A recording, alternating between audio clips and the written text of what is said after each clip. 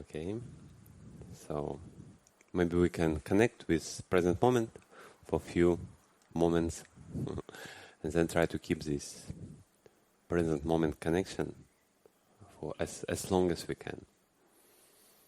So try to find a comfortable position of your body.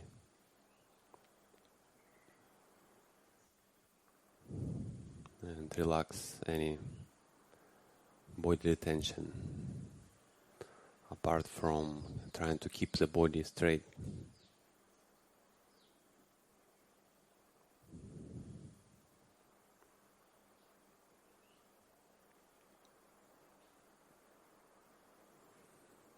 And also any mental tension, what you may find, you try to relax. Any worries or expectations. Just pay attention to what's happening right now.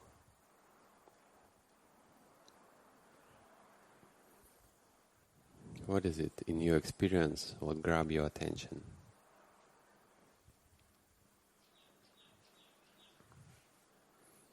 What am I feeling?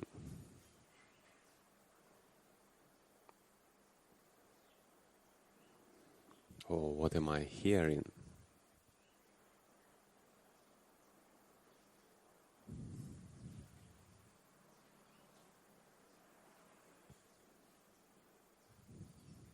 Or any other sense, experience.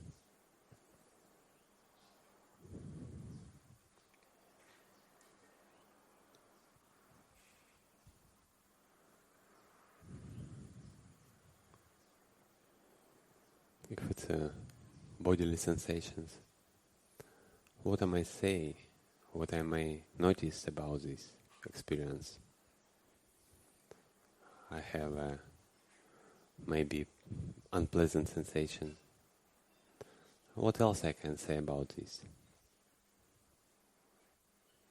How I understand that this is present experience. It's not past, not future, but present experience.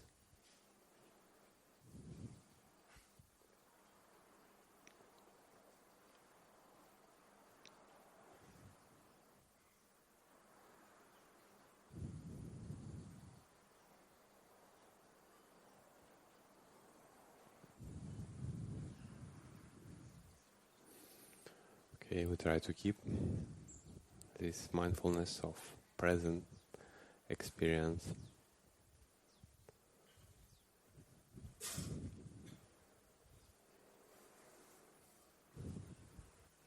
Interestingly, that this idea of kind of present moment awareness, I think it exists only conventionally. I think Bhante speak about this a lot. That it's actually we aware of whatever already passed, a little bit past, so a little bit behind. Just because we cannot watch more closely than this already past moment, that's why we call it present. But if more accurately speaking, it would be just like recently past, something like recently departed or recently gone, but very, very recently. So the more this time is recently, the shorter this gap between recently past moment, what I can be aware, and actually present moment, then I'm better meditator. But there will be always this kind of gap. So that's what I want to discuss today a little bit. How we can understand experience when in language we call it present or past or future. This is our language term, but how from experience we know that this is present, past or future? So the one sutta about this, and when I first read this sutta, I just read it up to the end and just feel, and what? And I mean, why Buddha even mentions this? It's kind of obvious or something like this, but then the more you kind of reflect on this, the more you understand the details and nuances. And I want to kind of offer for you this sutta, but I don't have kind of final answer. I still feel that something more to be dig from this sutta. So hopefully you will find. Then please share. So the sutta called Niruttipatha Sutta in Samyutta Nikaya 22.62 in Khanda Samyutta, when they speak about 5 aggregates. And Nirutti, the word Niruttipatha, it's come from 2 words. Nirutti means language or expression. Pata means way. So in even English word path, we say pata in Pali, so some similarities. So the way of language or the way of expression. And the sutta starts that there are 3 ways of expression, way of how we designate things, how we may describe things or something like this. And then he speak about that whatever form, I speak about all 5 aggregates, of course. Whatever form has passed, has ceased, or has changed, for this situation of form, we can call it past or was. So if I say something, I had a wonderful, pleasant feelings when I eat yesterday Team's Dana, for example. Today I didn't get a chance to have, but yesterday Dana I consumed and I had a pleasant feelings. That's what I might say, yeah, to describe to someone. It's just a way how I express things. But actually, what I experience, I may from present moment, of course, what we discussed, from present experience, what I have, I may say that this Vedana, these feelings, has been past, has been ceased, and has been changed. That's it. So I need to be aware of present experience to say this. If I'm not aware of present experience, how am I say that this form changed or passed? Yeah, like obviously that feelings from yesterday food I don't have now. So they changed, they passed, they ceased. That's why I call it past form or past feelings. So it's a bit different when I say, oh, there was not like wonderful this or that, or I had this nice thought that I want to dedicate my life for Nibbana, like, you know, a few years ago, and I still enjoying that thought. I don't do anything, but I just enjoy that thought. But actually, what I know, that this thought has passed, ceased, and disappeared, and changed. So this more, in a way, like dry experiential approach. So I just know what's happening now, and I just know that this, what I speak about, just passed. And this happens to me to focus on the present moment, not delight in this. Now we speak about past form, past feelings, or past evolutional formation, or past consciousness, whatever. But just I say, okay, is this past? It means now it's different, now it's otherwise. Okay, we come to this a bit later. So now then he say, whatever form, and other aggregates as well, has not been born and has not been manifested. This we call will be. We can call it, we can assign the term will be to that form. So it's interesting that, especially like very often we delight in imagination about future, yeah. Or when I go to India for pilgrimage, I see was this or that, or I have a this or that form, or even like when I, for example, when someone work on his body, like try to lose weight, for example, or try to build a muscle. So he think, oh, my form will be like this in future. But what he may really say about his form, that this form, what he imagined, has not been born and has not been manifested. It's not actually interesting that Pali doesn't say yet, because we usually, when we speak about expected future, we say it hasn't been arisen yet. It means I expect this, yeah, I want this to come. But actually Pali say, this part of yet, it comes from our expectation. It's not our experience. It's not that we know that, okay, it's not arisen yet. So this yet always gives some hope. But this hope is not experiential point of view. Again, this sutta try to point the things that what we can experience, we can be sure of. We can say, okay, that form, what I want to develop, is not arisen yet. Or that my wonderful experience of India pilgrimage, not yet arisen. It's I can imagine about this a lot, and I can maybe hope for this, or maybe opposite, I don't want this, but only things what I might say from experience is not yet arisen. That's it. And this again, this kind of cut the proliferation path. Yeah, because we like to imagine things, or how would be wonderful this or that, or how would be like if I do this, I will get this or whatever. But if I just kind of stay with experience, it's not born, not manifested, not arisen.